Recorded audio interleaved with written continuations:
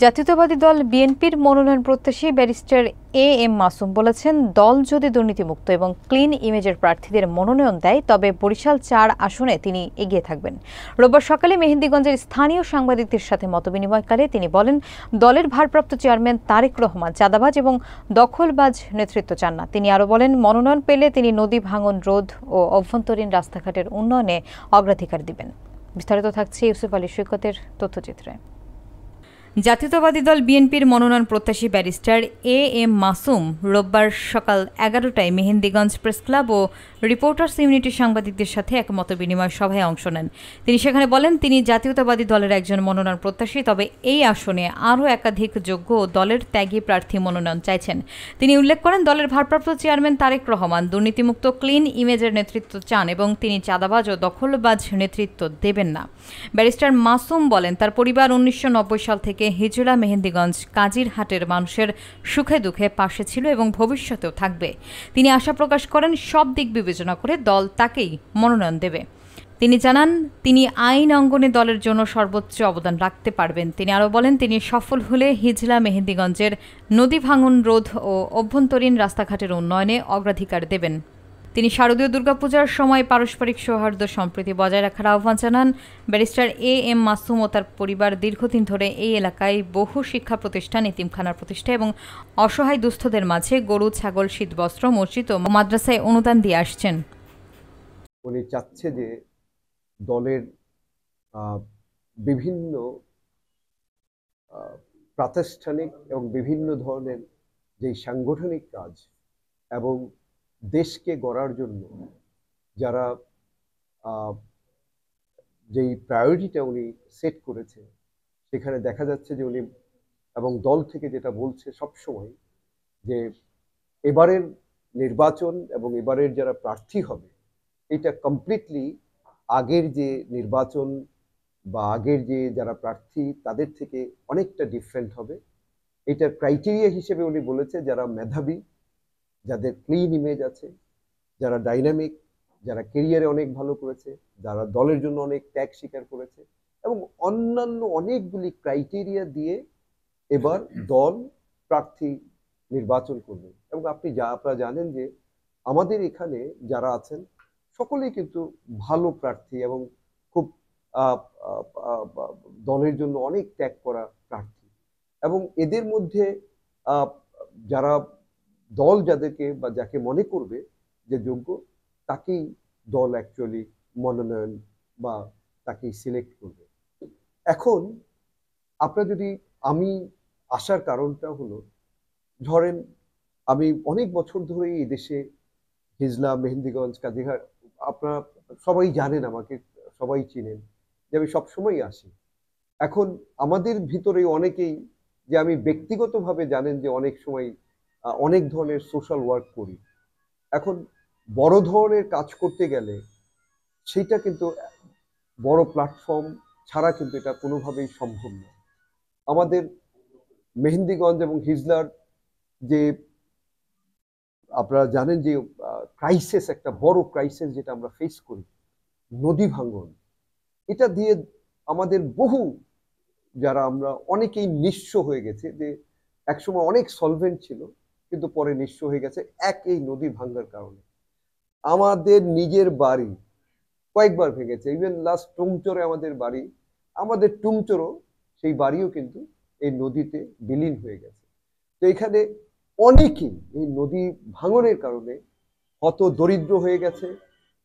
একেবারে তাদের ধরেন একসময় অনেক সমর্থন ছিল, কিন্তু একসময় পরে এসে দেখা যায় যে তাদের যেই অবস্থাটা সেটা কিন্তু খুব কয়েক দিনের মধ্যেই পুরো পরিবর্তন হয়ে যায়। তো এটা আমাদের বড় একটা চাওয়া, যদি আমরা মনোনীত হই, আমরা যেটা সবচেয়ে প্রথমে করব যে নদী ভাঙ্গন এইটাকে কিভাবে রোধ করা যায় এবং এই যারা অলরেডি ক্রাইসিসের মধ্যে আছে তাদেরকে কিভাবে আমরা ফ্যাসিলিটাইজ করতে পারবো।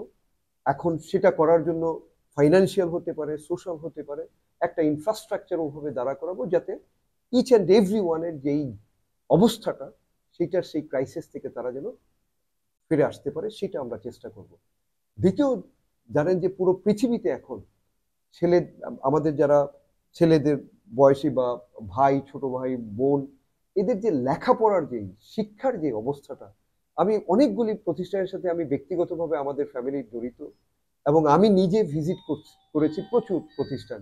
এখানে যেটা হয়েছে যে দেখে আমি দেখলাম যে অনেক ধরনের ফ্যাসিলিটি, যেটা আধুনিকায়ন, যেটা আমাদের ছেলে মেয়েদের তাদের জন্য এটা দরকার, সেই আধুনিকায়নের সেটার অনেক ল্যাক্স আছে। আমাদের শিক্ষক স্বল্পতা আছে, আমাদের অবস্থা আরো অনেক ধরনের ইনফ্রাস্ট্রাকচার ডেভেলপমেন্ট করতে হবে, সেই জায়গাগুলি আমাকে হাত দিতে হবে।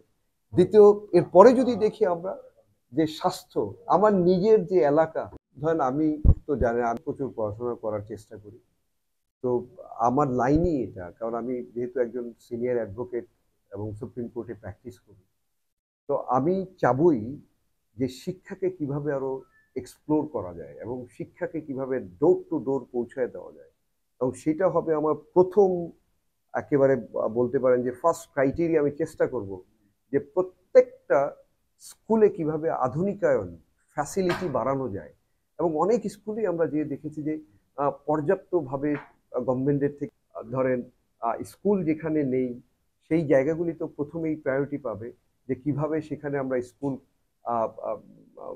এস্টাবলিশ করার জন্য শতভাগ আমি মনে করি যে যেহেতু এবার দলের যে আকাঙ্ক্ষা এবং জননেতা তারেক রহমান ওনার যে প্রজ্ঞা এবার আমরা দেখেছি ক্যান্ডিডেট সিলেকশনের ব্যাপারে, সেখানে উনি একেবারে স্ট্রেইট যে দলকে কিভাবে কন্ট্রিবিউশন করা যায়, সেজন্য যারা কন্ট্রিবিউশন করতে পারবে এই ধরনের আপনার মেধাবী এবং ক্লিন ইমেজের মানুষ বা যারা প্রার্থী হবে তাদেরকে উনি প্রায়োরিটি দিবে।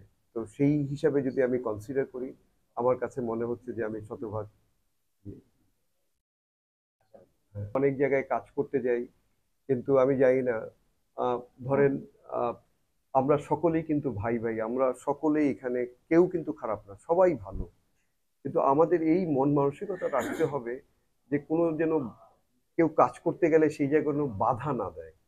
যেমন আমি দেখেছি যে আমার যাতে যারা সাথে থাকে অনেকে এই যে ধরেন লিফলেট বা অন্যান্য কিছু আমাদেরই ভাইরা যারা না বুঝে হয়তো বা কিছু বাধা দিচ্ছে, এই জিনিসটা দেওয়া উচিত না। কারণ আমরা একটা সব দিকে চিন্তা করে দেখেন, একটা গণতান্ত্রিক একটা দেশ, এখানে আমরা সকলেই ডেমোক্রেসি, এটা সবার একটা রাইট আছে, এটা কনস্টিটিউশনাল রাইট। এখানে কেউ ওইভাবে যদি ধরেন, কারণ সবাই ক্যান্ডিডেট যারা সবাই ভালো মানুষ, কেউ খারাপ না, আমরা সবাই ভালো, কিন্তু এই জায়গাটা একটু বোধহয় আমাদের একটু চিন্তা করা দরকার যে যে যেটা প্রচারণা করতেছে বা যে যে ধরনের কাজ করতেছে সেই কাজে যেন বাধা না দেয়। যেমন ধরেন কিছুদিন আগেই আমার পরিবার থেকে প্রায় অ্যারাউন্ড 500 গরুর মতো দিয়েছে, 500 থেকে 600 গরু দিয়েছে।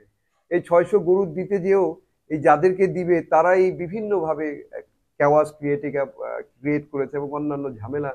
এই জায়গাটা যেন না করি আমরা, আমরা যেই দলেরই হই বা যে যেখানকারই হই, আমরা তো আলটিমেটলি তো আমরা এখানকার এই কনস্টিটিউয়েন্সি যাতে ভালো হয় সেইটা যেন আমরা করি। আর যদি ধরেন বাধা দেয় তাহলে দেখা যায় কি মানুষ কি ইন্সপায়ার হয় না, নিরুৎসাহী হয়। আপনি না, আমি একজন সাধারণ সদস্য, আমি ওইভাবে না, আমি পোস্ট পজিশন ওইভাবে এইটা যেন, কারণ আমরা সবাই এক, বাধা কেন? আমরা এটা সবার কনস্টিটিউশনাল রাইট, সবাই আমরা কাজ করব। এখন আসমান থেকে সিদ্ধান্ত হবে কাকে আল্লাহ কি দিবে, এটা আমরা কেউ বলতে পারি না। আমি ওইটা বলবো না, আমি বলবো যে দলের যেই প্রজ্ঞা, যেভাবে আমি দেখেছি এবং বারবার, একবার না বারবার বিভিন্ন স্তর থেকে কথা আসছে যে যারা দলকে, যেহেতু ধরেন আমি সুপ্রিম কোর্টের একজন সিনিয়র অ্যাডভোকেট, যেটা জানেন যে আমাদের হাইয়েস্ট, এর উপরে আর কিছু নেই, এমন জায়গা থেকে আমার অ্যাকচুয়ালি আর পাওয়ার কিন্তু তেমন একটা নাই। আমার এখন দেওয়ার সময়, আমি যতটুকু পারবো আমি দিব, এবং যদি সেইটা দল মনে করে যে আমার কন্ট্রিবিউশন দরকার বা আমার কন্ট্রিবিউশন কোনোভাবে দলকে কোনো স্তরে হয়তো বা অ্যাজ এ কন্ট্রিবিউশন হিসেবে প্রয়োজন, আমি সব সময় সেটার জন্য থাকবো। আমার মনে হয় এটা দল বিবেচনায় নিবে। যে এটা আমি কিছু জিনিস আছে সবকিছু বলা যায় না, আমার মনে হয় যে আসলে আমাকে ওইভাবে ইন্সপায়ার না হলে আমি কিন্তু এই স্টেজে হয়তো বা আসতাম না। আমরা যেহেতু আপনারা সকলেই, আমি কিন্তু আজকে প্রার্থী হওয়ার কিন্তু অনেক বড় রিজন হলো যে আমার যারা সাথের এই সাংবাদিক ভাই বা অন্য যারা বিভিন্ন জায়গার যারা সবাই বলে যে আপনি তো সব সময় আসেন, আপনি এইভাবে সোশ্যাল ওয়ার্ক করেন, তো একটা প্ল্যাটফর্ম থেকে বড় আকারে সোশ্যাল ওয়ার্ক করলে তো আপনি ভালো আরো কাজ করতে পারবেন মানুষের জন্য, আমাদের মেহেন্দিগঞ্জ হিজলার মানুষের জন্য। আমার কিন্তু সেইটা বড় রিজন যে একটু চেষ্টা করি, যদি আল্লাহ যদি রাখে আমরা ক্ষতি তো নেই, চেষ্টা করে দলের জন্য দেশের জন্য যদি কিছু করতে পারি করলাম, এটা থেকেই আমার অনুপ্রেরণা। এখন যদি ধরেন এটা চলমান থাকবে, এখানে কোনো ইয়ে নেই।